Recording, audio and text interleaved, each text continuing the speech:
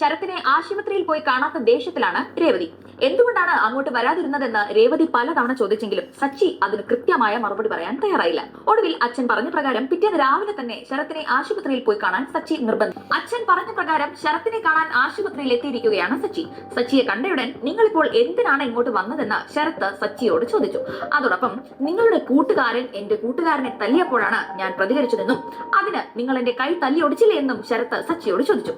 എന്നാൽ മഹേഷിനെ തല്ലിയതിനല്ല ഞാൻ നിന്നെ തല്ലിയത്, അതെന്തിനാണെന്ന് നിനക്ക് കാണിച്ചു തരാമെന്ന് സച്ചി ശരത്തിനോട് ദേഷ്യത്തിൽ പറയുന്നു. സച്ചി എന്തടിസ്ഥാനമാക്കിയാണ് ഇങ്ങനെ പറഞ്ഞതെന്ന് ശരത്തിന് ആദ്യം മനസ്സിലായതേയില്ല.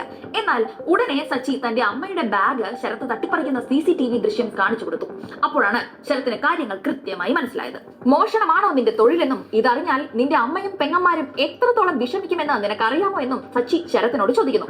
എന്നാൽ സച്ചി അത് പറഞ്ഞിട്ട് പോലും ശരത്തിന് യാതൊരു കൂസലുമില്ലായിരുന്നു. മോഷണം എന്താ ഇത്ര തെറ്റാണോ?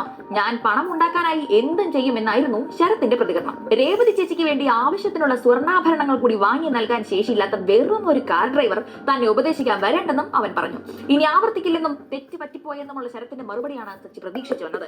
എന്നാൽ ഈ മറുപടിയാണ് സച്ചിക്ക് കേൾക്കേണ്ടി വന്നത്. കലി കയറിയ സച്ചി ശരത്തിന് ഒരൊറ്റ അടി കൂടി പൊട്ടിക്കാൻ ഒരുങ്ങി. പക്ഷെ അപ്പോഴേക്കും ഒരു നേഴ്സ് അങ്ങോട്ട് കയറി വന്നു. അടി ജസ്റ്റ് മിസ്. ശരത്തിന്റെ അഹങ്കാരത്തിന് അവന്റെ മറ്റേ കൈ കൂടി തല്ലി ഒടിക്കണമായിരുന്നു സച്ചി. പ്രേക്ഷകർക്കും അതേ അഭിപ്രായം തന്നെ ആയിരിക്കും. മോഷണം നടത്തിയിട്ട് അവന്റെ ഒരു ന്യായീകരണം. എന്തായാലും താൻ ഇനിയും അവിടെ നിന്നാൽ കാര്യങ്ങൾ കൂടുതൽ വഷളാവുമെന്ന് മനസ്സിലാക്കിയ സച്ചി ഉടൻ ആശുപത്രിയിൽ നിന്ന് മടങ്ങുന്നു. ടാക്സി സ്റ്റാൻഡിലെത്തിയ ശേഷം അവൻ മഹേഷിനോട് സംഭവിച്ചതെല്ലാം പറയുന്നു. സാരമില്ലെന്നും ശരത്തിന്റെ പ്രായത്തിന്റെ പ്രശ്നമാണെന്നും പറഞ്ഞ് മഹേഷ് സച്ചിയെ ആശ്വസിപ്പിക്കാൻ ശ്രമിക്കുന്നു. എന്നാൽ അതിലൊന്നും സച്ചിക്ക് ദേഷ്യം തീർന്നിട്ടില്ല. ഈ വിവരങ്ങളെല്ലാം രേവതി അറിഞ്ഞാൽ അവൾ ശരത്തിനെ തല്ലി കൊല്ലുമെന്ന് സച്ചിക്ക് അറിയാം. എന്ത് ചെയ്യുമെന്ന് അറിയാതെ ഇരിക്കുന്ന സച്ചിയെ കാണിച്ചുകൊണ്ടാണ് ഇന്നത്തെ എപ്പിസോഡ് അവസാനിക്കുന്നത്.